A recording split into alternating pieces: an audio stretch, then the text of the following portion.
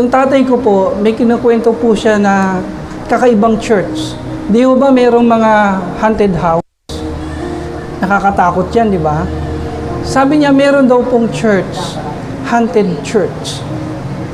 Wala daw hong magtagal na pastor doon kasi haunted church eh. Ultimo mga members, hindi po umaaten, hindi po dumadalo. Natatakot sila dahil kung ano-anong mga kababalaghan yung nakikita nila sa haunted church. Hanggang meron pong isang kabataang pastor, tinanong siya ng kanyang bishop, sabi sa kanya, gusto mo bang madistino sa haunted church? Sabi po ng kabataang pastor, yes pastor, para sa Panginoon. Always ready. Always yes for the Lord. So to make the long story short, ito pong kabataang pastor na ito, siya po ang nadistino sa haunted church. Wala akong members, naubos na yung mga members. Alam niyo kung sino yung mga nandoon sa haunted church? Iba't ibang klaseng masamang spirito ang dumadapo po doon.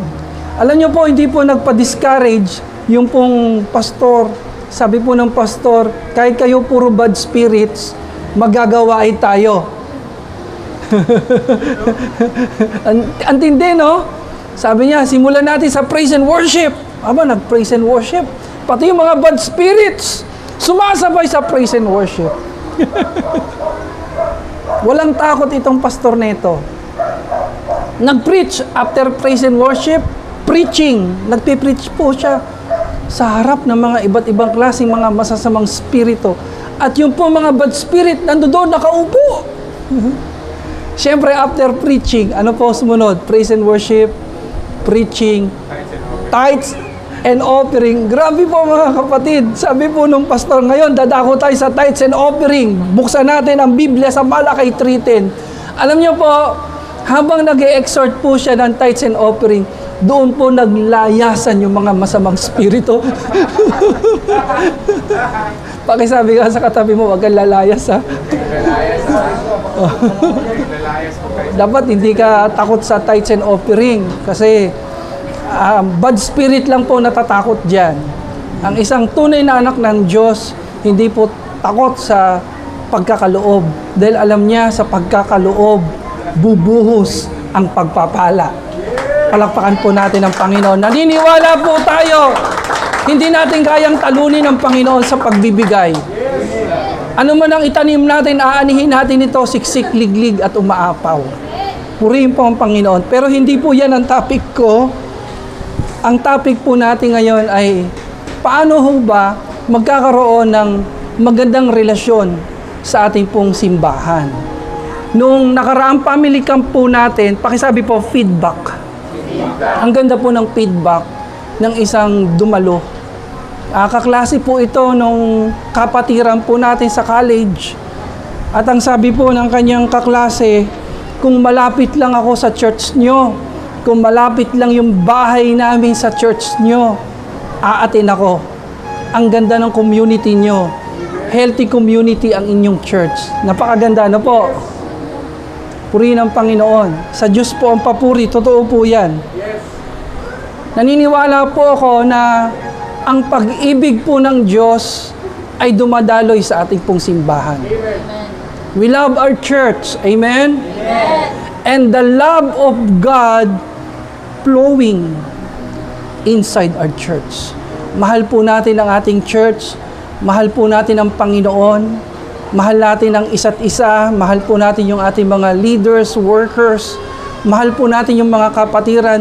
Yung pag-ibig po ng Diyos, bumababa po sa atin dito. Dumadaloy sa bawat isa. Pakihawakan nga yung katabi mo, sabihin mo, mahal kita sa Panginoon.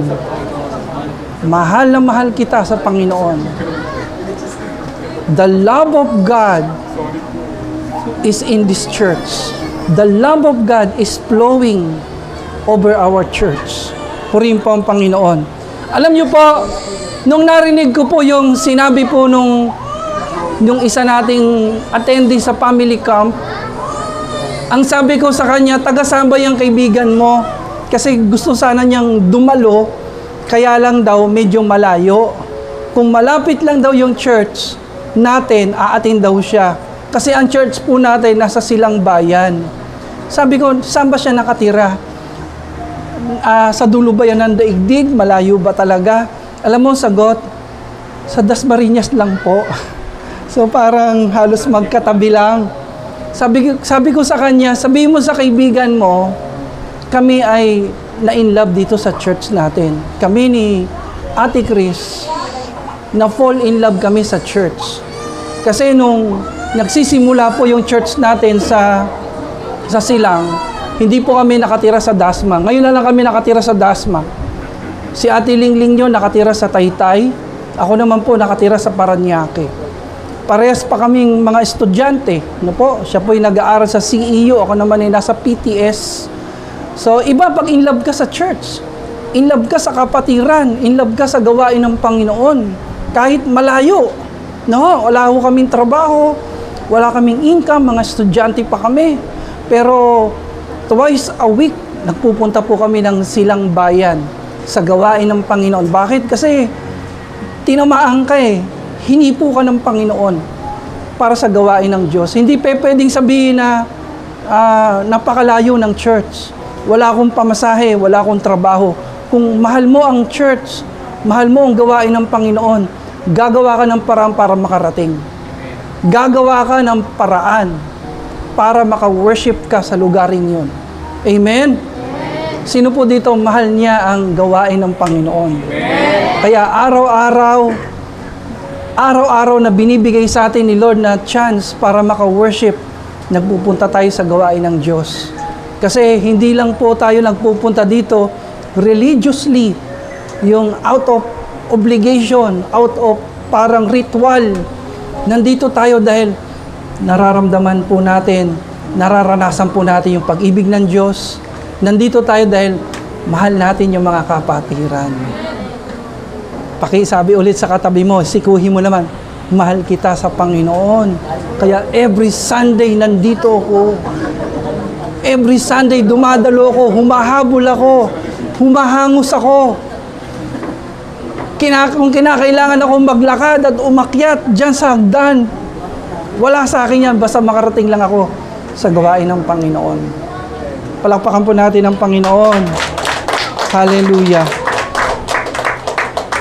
How to have a good relationship inside our church.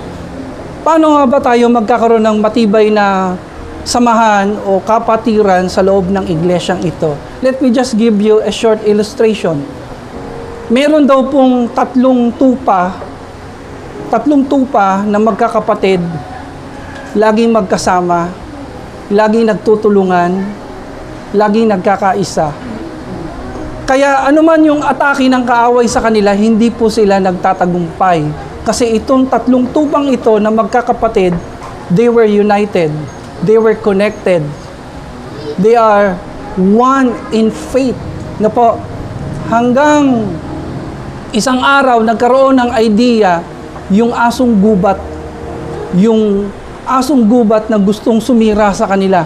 Alam niyo po, ginawa po ng asong gubat, nag-costume siya ng tupa. Nagsuot po siya.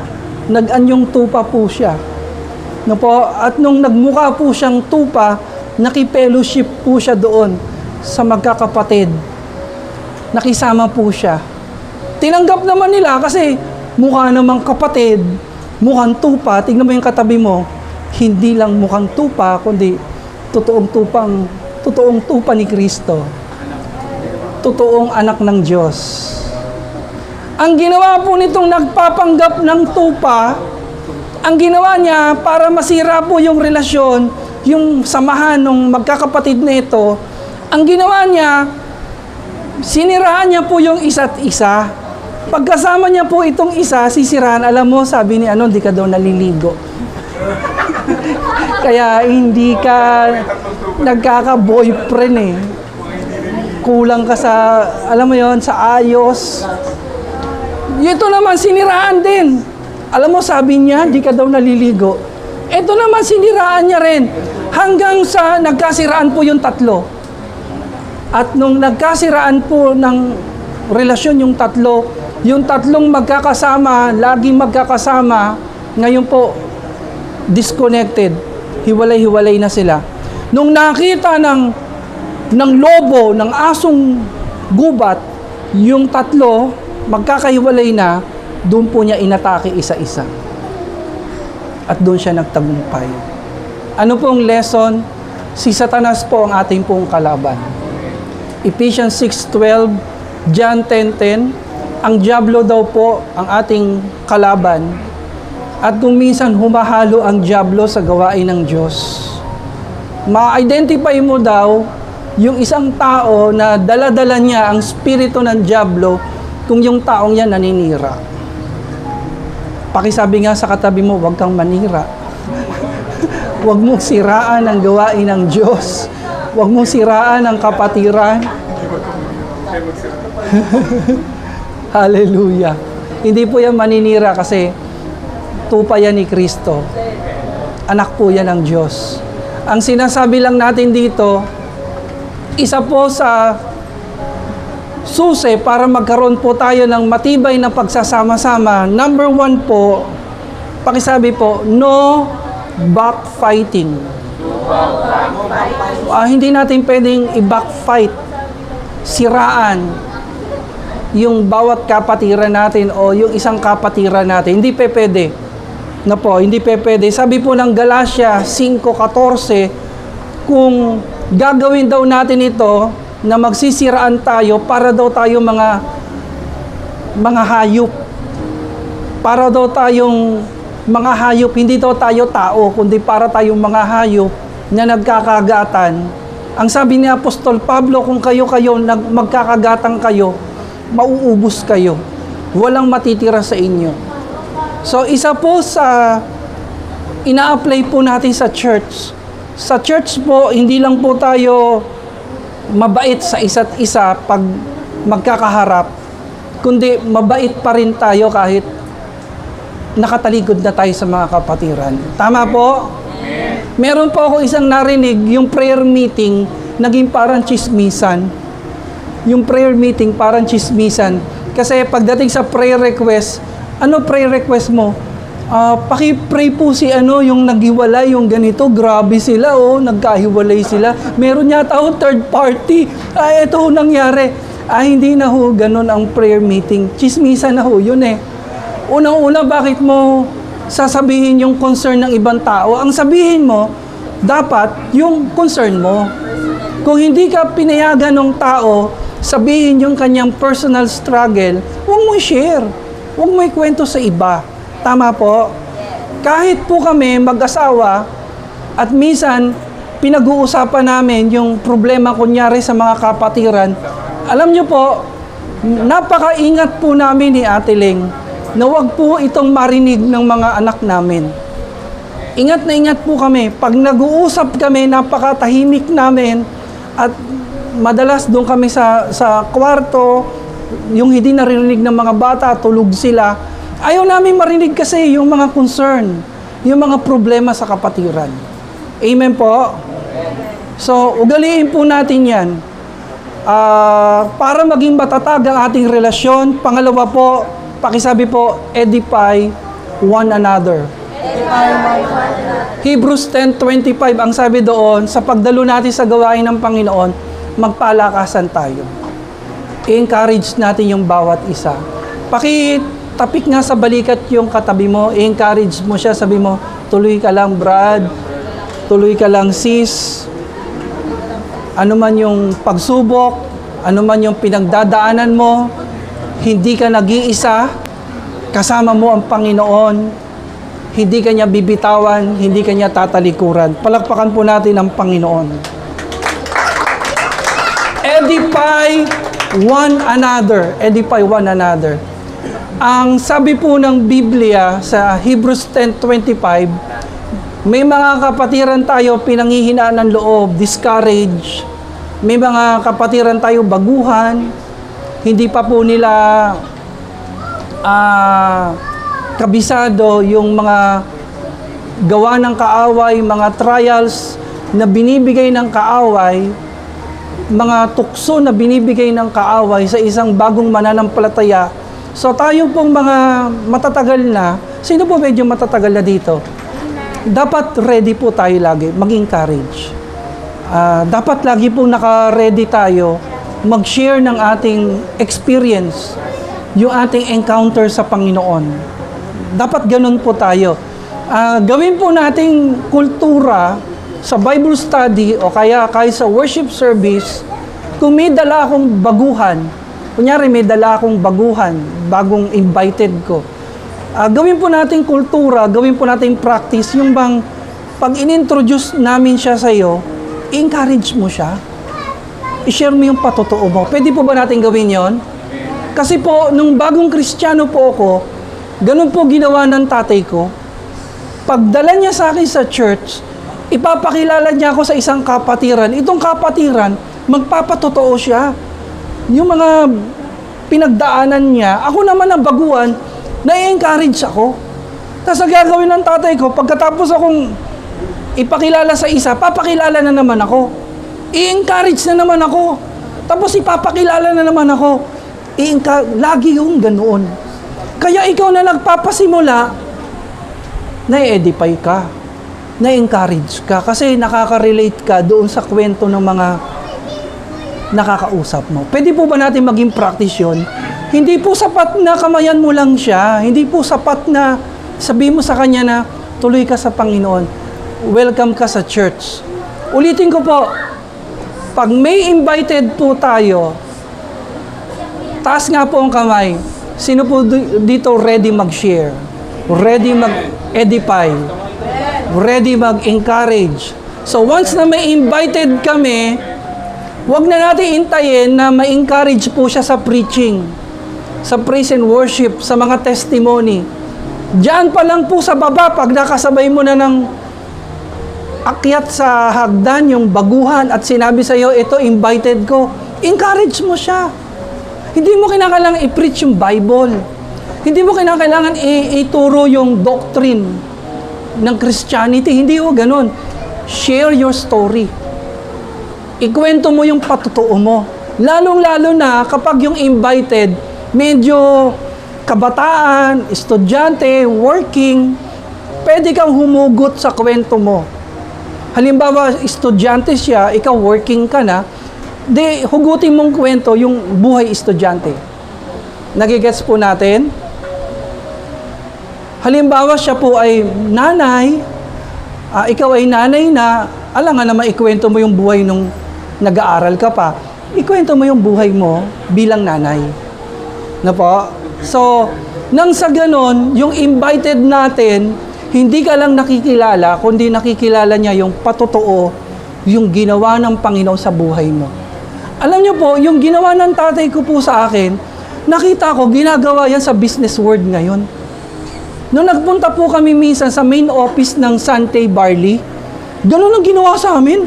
Bawat makilala namin, nag-share ng mga patotoo nila kung paano sila pinagpala doon sa negosyo. Tapos papakilala ka na naman, tapos papakilala ka naman. Walang katapusan na pagpapakilala. Sabi ko, kaya palang dami sumasali dito. Hanggang sa na-recall ko, ganyan ang ginawa ng tatay ko nung dinala ko sa church. Nung dinala ko ng daddy ko sa church, kung sino-sino ang mga kapatiran ang inintroduce niya sa akin. At lahat po sila, ini-inspire ako, ini-encourage ako magpatuloy at mag-alab sa Panginoon. Palakpakan po natin ang Panginoon. How to have a good relationship inside our church. Number 3, pakisabi po, pray for each other. Pray for each other. James 5:16, pray for one another and healing will flow. Sabi po ng James 5:16, magpanalanginan kayo. Confess your sin to one another. At ang sabi po doon, at ang kagalingan, ang pagpapagaling ng Panginoon ay dadaloy sa inyo. Sino dito ang aamin, ang mag-a-agree na hindi lahat ng blessing na meron ka, hindi lahat yan pinag-pray mo? May mga blessing po tayo, ibang tao po ang nag-pray dyan. Ganun ka-powerful yung prayer. Kaya kami blessing ngayon, yung blessing na meron ka ngayon, it could be a business, a career, maayos na trabaho, maayos na buhay, may anak ka ngayon, pinagpala ka ng Diyos. Kaya kami mga ganyang blessing, naniniwala po kami, yan ay bunga ng panalangin ng ibang tao. Pwedeng nanay mo nag-pray sa'yo, pwedeng tatay mo nag-pray sa'yo, o pwedeng yung pastor mo nag-pray sa'yo. Ganon din po kami ni Ate Chris, hindi lahat ng blessing na meron kami dahil yan sa prayer namin. Hindi lahat. May mga blessing po kami dahil yan sa prayer po niyo. Kaya maraming salamat sa mga kapatiran na nagpipray po sa bawat isa sa atin. Taas nyo po kamay ninyo. And then ilagay mo sa unahan, sa uluhan, sa balikat. Sabihin mo sa Kanya, I pray for you. I speak blessing, I speak good health, success, spiritual growth for your life in Jesus' name. Yan, palakpakan po natin ang Panginoon. Pangapat po, bibilisan na po natin. Pakisabi po, help each other. Help each other. Galatians 6:10, ang sabi doon, tumulong po tayo sa kapwa natin.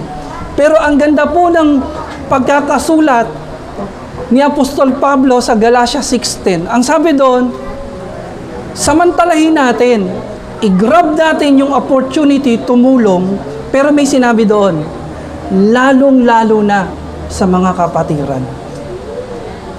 Ano ang ibig sabihin nun? Ang sabi ni Apostol Pablo, tumulong tayo sa ating kapwa. Lalong-lalo na sa kapatiran. Pakisabi nga sa katabi mo, higit kitang tutulungan. Kasi kapatid kita kay Kristo. Pwede kong tanggihan ng ibang tao. Tama po? Pero ikaw, di kita tatanggihan. Kasi kapatid kita sa Panginoon. Yan po ibig sabihin ng Biblia. Yan po ibig sabihin ng utos ng Panginoon. Hindi pwedeng matulungin ka sa ibang tao, pagdating sa kapatiran, hindi ka matulungin. That's unbiblical. That's unbiblical. Sino po dito matulungin sa kapwa? Taas ang kamay. Ayan, ako, pwede na kayong tumakbo next election. Well, hindi masamang tumulong sa kapwa. Hindi masamang tumulong sa kapwa. Pero ang sabi ng salita ng Diyos, higit nating tulungan yung mga kapatid natin sa Panginoon. Bakit? Kasi ang mga kapatid mo kay Kristo, hindi mo lang siya kasama dito sa mundo. Hindi mo lang siya kasama dito. Dito sa present life. Yang mga kapatid mo sa Panginoon, hawakan mo siya, kasama kita hanggang dun sa kaharian ng Diyos. Kasama kita sa buhay na walang hanggan na pinangako sa atin ni Kristo. Sa totoo lang po, marami po tayong mga kaibigan, marami po tayong mga kamag-anak na hindi tumanggap sa Panginoon ang hindi natin makakasama sa pangalawang buhay. Agree po kayo doon? Kung hindi nila tinanggap si Kristo bilang Panginoon na tagapagligtas, nakakalungkot man ang katotohanan, hindi po natin sila makakasama sa pangalawang buhay. Yun lang po mga kapatiran po natin. Kaya ipanalangin po natin yung ating mga relatives, mga kaibigan, mga kamag-anak na makatanggap sa Panginoon para makasama din natin sila doon sa kaharian po ng Diyos. Tulungan mo yung ibang tao pero mas tulungan mo yung kapatiran. Alam niyo po, sa church po ng kaibigan ko po, sobrang supportive yung church. Halos hindi na sila bumibili ng mga bagay-bagay sa labas. Sa loob na lang sila ng church bumibili. May kapatiran nagtitinda ng gulay. Sa kapatiran bumibili ng gulay. May kapatiran nagtitinda ng isda. Sa kapatiran na lang nabili po ng isda. Magkano kilo ngayon, Brad? Ito kilo ngayon. Napakaganda po. Ano man po yung tinda ng mga kapatiran, doon ako bumibili. Bilang pakikasama, bilang tulong, bilang pagsunod sa salita po ng Diyos. Kapag halimbawa may kapatiran po tayo, binigyan ng pagkakataon na maghanap ng mga mga bagong workers sa company po ninyo, mas maganda po unahin natin yung mga kapatiran na walang trabaho. Napakaganda po niyan. Alam niyo po, sa church po natin, maging hangarin po natin na hindi lang tayo puro spiritual. Agree po kayo doon? Holistic approach po tayo. Sa church po natin, tulungan din natin yung mga kapatiran magkaroon ng trabaho, magkaroon ng income, magkaroon po ng negosyo. Para nang sa ganun, pag pinagpala sila ng Diyos, mapagpapala din nila yung ating church. Palakpakan po natin ang Panginoon. How to have a good relationship inside our church. Number 5, pakisabi po, be loyal to each other. Be faithful. Maging tapat ka sa kapatiran. Matthew 24:13, ang manatiling tapat hanggang wakas ang siyang maliligtas. Ang tapat sa Panginoon, naniniwala po ba kayo dito? Do you agree? Ang tapat sa Panginoon, tapat sa kapatiran. Amen. Hindi mo pwedeng sabihin na tapat ka kay Kristo, salbahi ka sa kapatiran, unfaithful ka sa kapatiran. Ang totoong tapat po sa Panginoon, tapat yan sa church. Tapat yan sa kapatiran. Pakisabi po, Amen. Amen. Those who remain in the church, yun daw pong mga nananatili sa church, sila daw po yung totoong tapat sa Diyos. Sila daw po yung totoong tapat sa Panginoon. Sila daw po yung totoong tapat sa kapatiran. Kaya, pakisabi nga sa katabi mo, hawakan mo yung kamay niya, congrats. Kasi ang dami mo ng problema, marami ka ng pinagdaan ng mga pagsubok, marami ka ng laban na sinuong, pero nandito ka pa rin sa church. You remain in our church and you are faithful to God. You are faithful to God. Hindi ka lang tapat sa church, kundi tapat ka sa Panginoon. Yung mga nagsasabing mahal nila ang church pero umaalis sa church, hindi po ako naniniwala dyan. That's a lie. That's a deception from the enemy. Minsan may mga nagsasabi na, tapat ako sa church, tapat ako sa Panginoon, mahal ko kayo mga kapatid, pero konting problema lang umaalis, hindi makapagpatawad, hindi makapag-move on, hindi makapagpasensya, hindi po totoong nagmamahal po yun. Kasi ang totoong nagmamahal, nananatili. Ang totoong nagmamahal, hindi umaalis. Ang totoong nagmamahal, nagtatapat. Palakpakan po natin ang Panginoon. Yun po ang totoo. Yan po ang sinasabi ng salita ng Diyos. Minsan, i-manipulate nila tayo.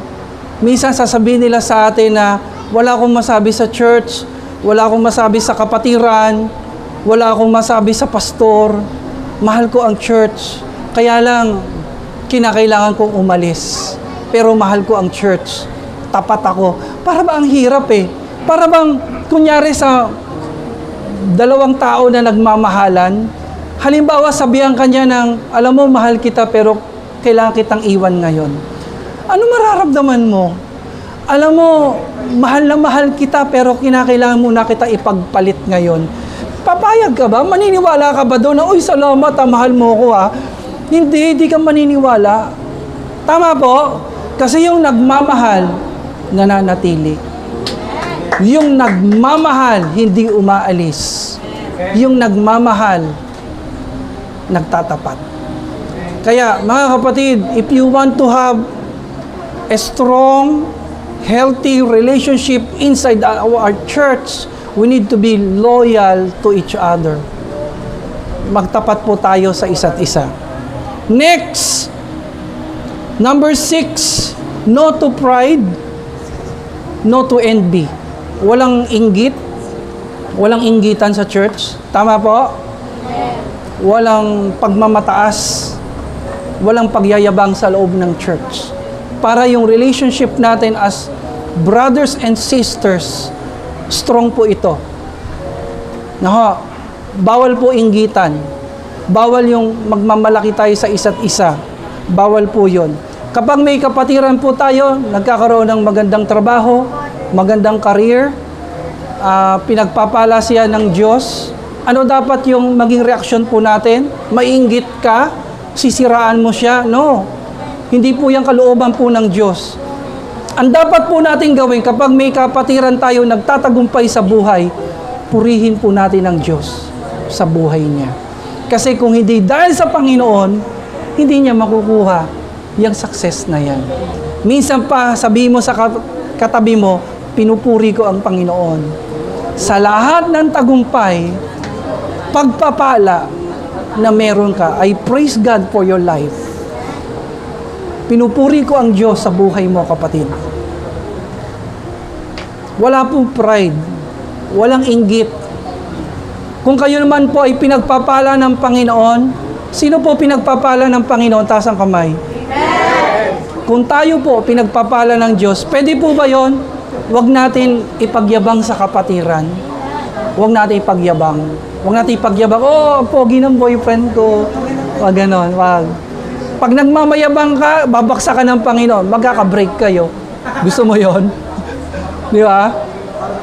Ano man yung blessing na meron ka, huwag mo ipagyabang. Ako nga po, nahiya po akong mag-post sa social media, sa Facebook. Ganito po ang motibo ko sa pagpo-post. Ano man yung pinopost ko, ang gusto ko, una, makapag-mission ako. Makapag-encourage ako ng ibang tao. Na po, purihin ko ang Panginoon doon sa larawan na yon. For business, for income. Yun lang po. Wala po akong motibo na magpo-post ako para ipagyabang sa tao yung bagay na meron ako. Actually po, nahiya nga po ako doon.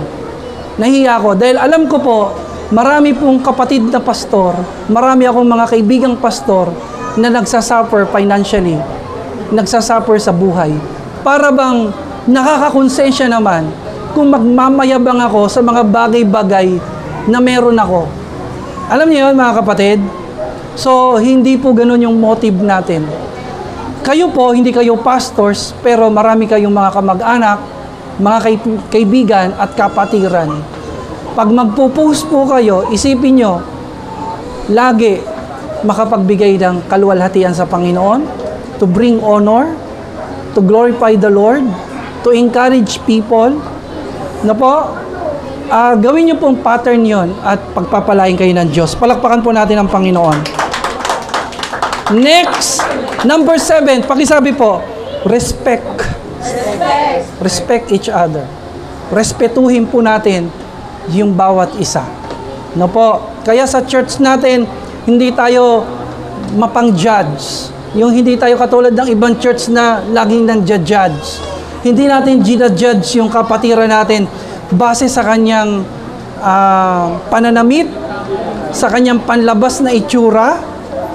Hindi natin siya hahatulan doon dahil naniniwala tayo ang Diyos nakatingin sa puso natin. Amen? Nire-respect natin yung mga leaders, workers, elders, yung mga matatanda sa church natin. Pero, ito po, dagdag ko po, kung may kapatiran po tayo na nanghina, na discourage, na wala sa church, wag po niyong bawasan yung respect niyo sa kanya. Buo pa rin, kasi kapatiran po tayo. Kung may kapatiran po tayo nagbalik loob sa Panginoon, wag niyo pong ipadama sa kanya na siya'y makasalanan, malaki na atraso niya, malaki pagkukulang niya, kundi hayaan mo ang pag-ibig ng Diyos dumaloy sa pamagitan mo. Amen. Kaya ako po, pag may mga nagko-confess sa akin ng kasalanan, ina-assure ko po sila. Ina-assure ko, sabi ko sa kanila, kung yung kasalanan na yan ay ginawa nyo at hiningin nyo yon ng tawad sa Diyos, pinatatawad kayo ng Panginoon. Tapos dinadagdagan ko po, yung respeto ko sa inyo, bago kayo magkasala, at ngayon na nagkasala kayo, buo pa rin yan. Kapatid pa rin ang tingin ko sa inyo. Palakpakan po natin ang Panginoon. How to have a good, strong, healthy relationship inside our church. Number 8, pakisabi po, give importance. O pahalagahan mo kapatiran. Hindi pwedeng mas mahalaga sa'yo yung sanlibutan, yung mga tao sa sanlibutan. Dapat mas mahalaga sa'yo yung kapatiran. Yes, mahalaga ang pamilya, mahalaga ang asawa, mga anak, magulang, mga kapatid. Kasunod po nun, kapatiran. Hindi pwede pag pinagpala ka na ng Panginoon, pakisabi sa katabi mo, huwag mo kaming kalimutan. Hindi pwede pag yumaman ka na, gumanda na buhay mo, may mga bago ka ng friends, may mga bago ka ng kaibigan, huwag mo kaming kalimutan. Kasi kapatiran po tayo eh. Tingnan niyo po ako saglit. Maniwala ka kapatid. Pag yumaman ka, pinasagana ka ng Diyos, inangat ng Diyos ang buhay mo, dadami kaibigan mo.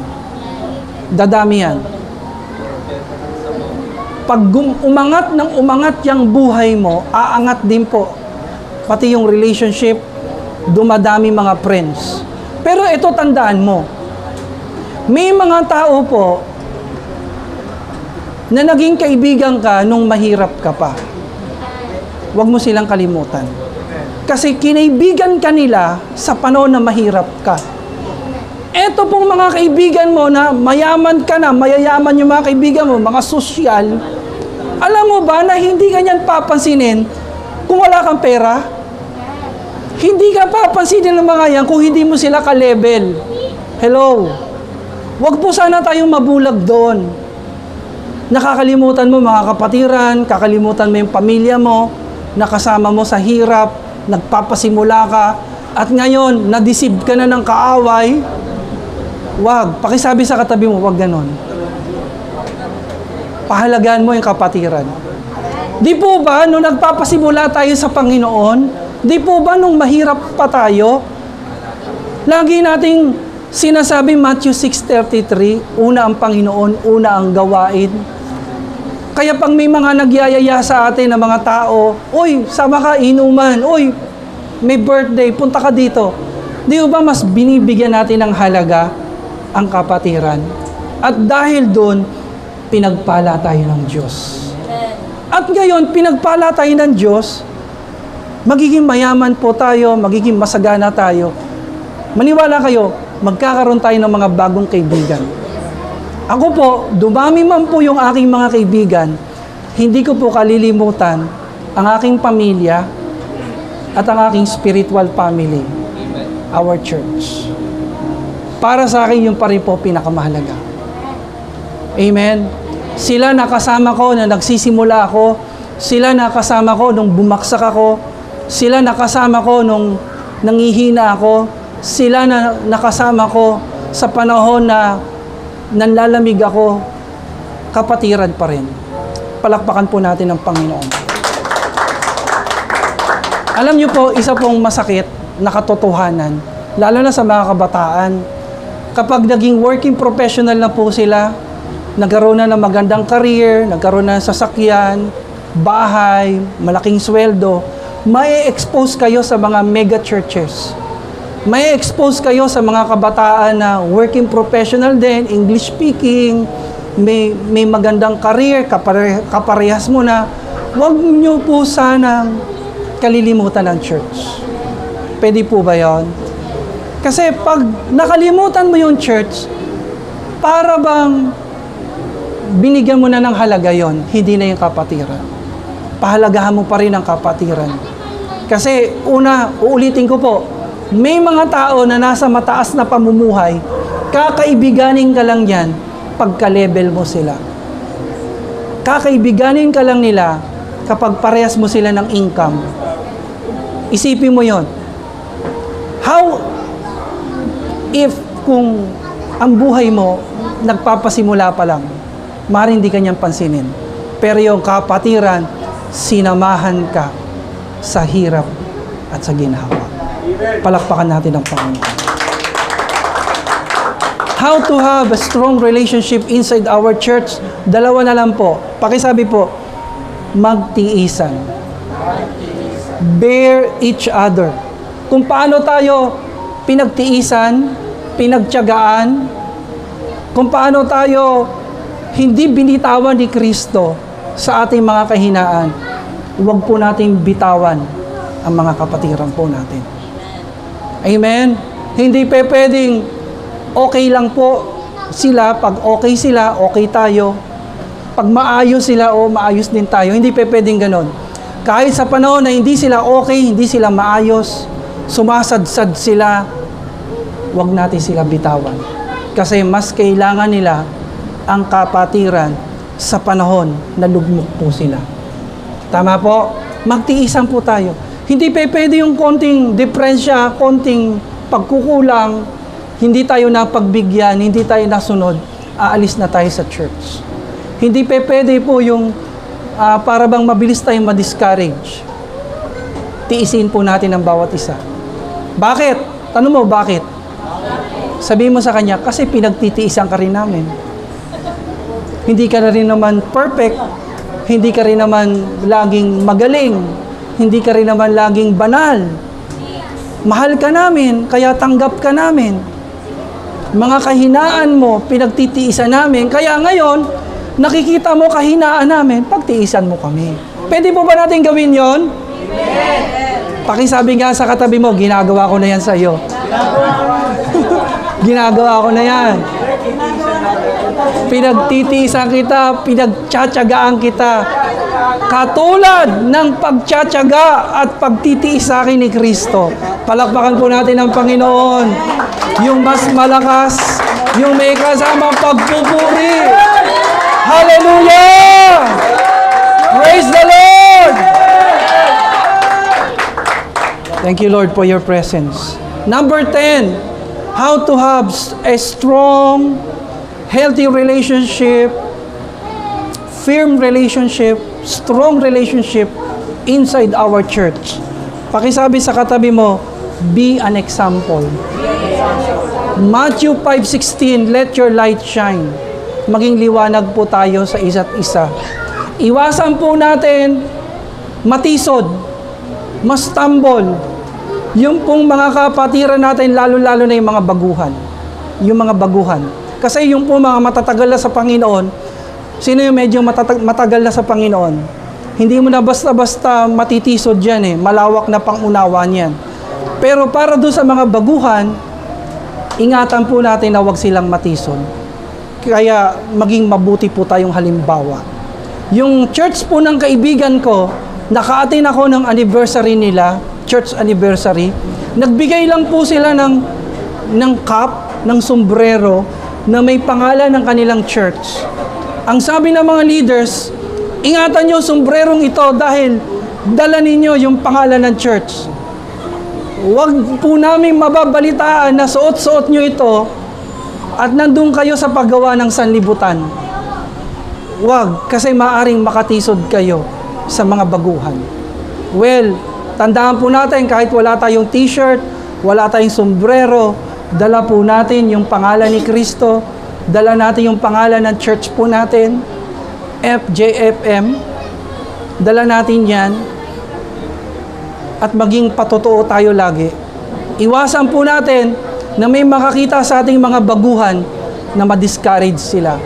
Kundi, hayaan mo na makita nila si Kristo sa ating buhay.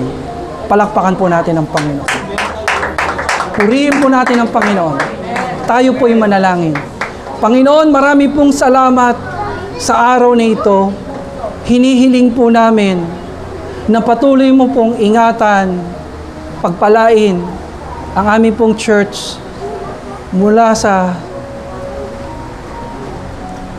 kapatiran po namin sa Silang hanggang po dito sa Taytay Rizal. Ingatan mo po ang bawat pamilya, ang bawat mag-asawa, ang aming pong mga anak, maging sa mga bata na nasa sinapupunan ng kanilang ina, pakaingatan mo po sila, Lord. Pagpalain mo ang bawat pamilya na bumubuo ng iglesyang ito. Pagtibayin mo po ang pagsasama ng bawat mag-asawa. Maging tapat sa isa't isa. Maging po sa mga kapatiran namin, hayaan mo po na makita nila, lalo na sa mga baguhan na sa aming church, naghahari ka, dumadaloy ang iyong pag-ibig kumikilos ka sa aming buhay. Patuloy mo kami bigkisin ng inyong pag-ibig. Patuloy na ang pag-ibig mo ay patuloy naming maranasan at maipakita sa bawat isa. Salamat, Panginoon, sa inyong pagmamahal. Sa pangalan ni Jesus. Amen.